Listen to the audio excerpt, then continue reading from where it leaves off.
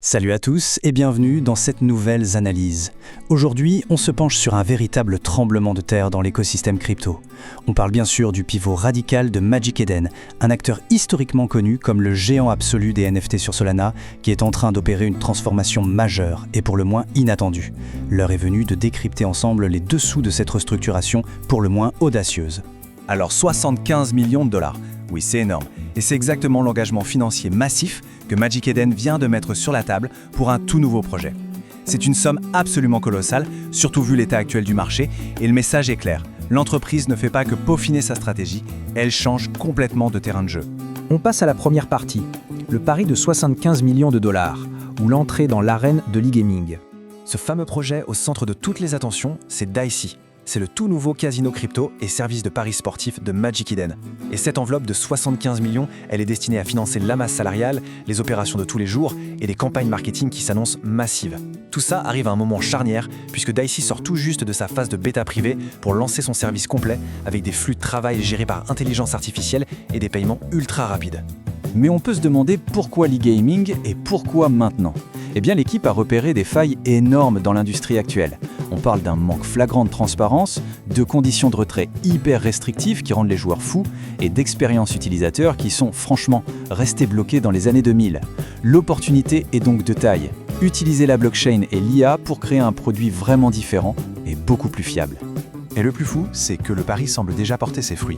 Rien que pendant la phase de bêta, les utilisateurs actifs quotidiens de Dicey ont carrément réussi à égaler la base d'utilisateurs historique de Magic Eden. C'est quand même dingue.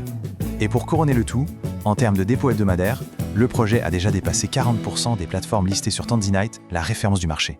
L'attraction immédiate est indiscutable. Ce qui nous amène à notre deuxième partie, un grand virage stratégique et le coût de la restructuration. Mais attention, pour financer un tel lancement, il a fallu faire de sacrés sacrifices en coulisses. Le PDG, Jack Lew, a été super transparent là-dessus, on avait un déséquilibre total. Les anciens produits généraient environ 80% des frais généraux de l'entreprise pour apporter seulement 20% des revenus globaux. C'est ce genre de ratio coût-revenu qui est tout simplement insoutenable sur le long terme, surtout quand les marchés historiques se contractent. Du coup, l'impact de ce constat a été immédiat et assez brutal. D'un côté, on coupe les ponts. Fin du support pour la place de marché AVM, terminé pour le marché Bitcoin, Runes et Ordinals, et même la décision très lourde de fermer le propre portefeuille de la marque, le ME Wallet. De l'autre côté, on se recentre à fond.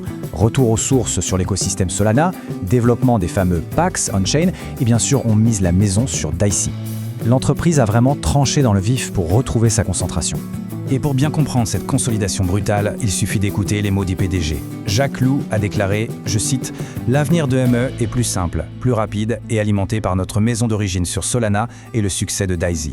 Ça a le mérite d'être clair, on arrête de s'éparpiller sur des secteurs en perte de vitesse et on fonce vers l'essentiel. » Abordons maintenant notre troisième partie, la frustration de la communauté et les réactions face à ce pivot.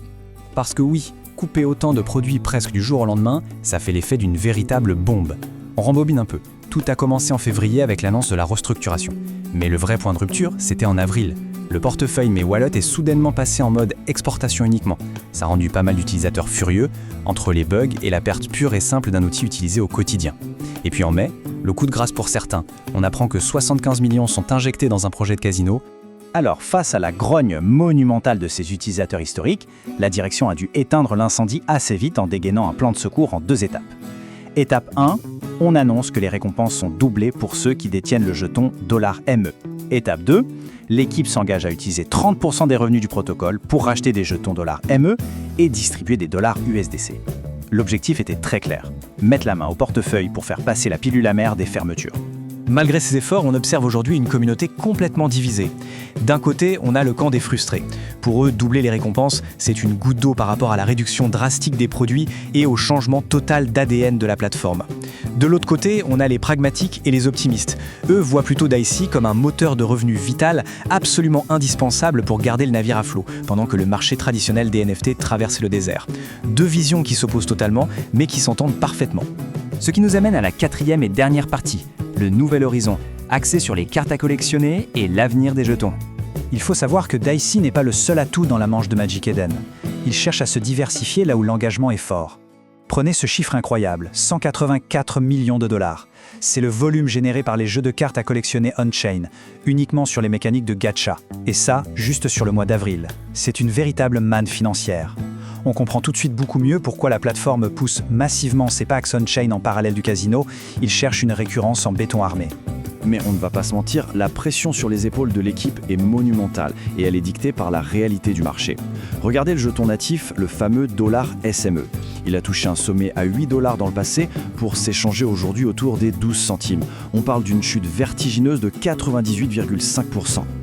Magic Eden assure que ce jeton restera le cœur battant de leur nouvel écosystème e-gaming, mais il est clair comme de l'eau de roche que la réussite de ce pivot, c'est devenu une pure question de survie pour la valeur du dollar SME. Et c'est exactement ça qui nous amène à la question que tout l'écosystème observe à la loupe en ce moment.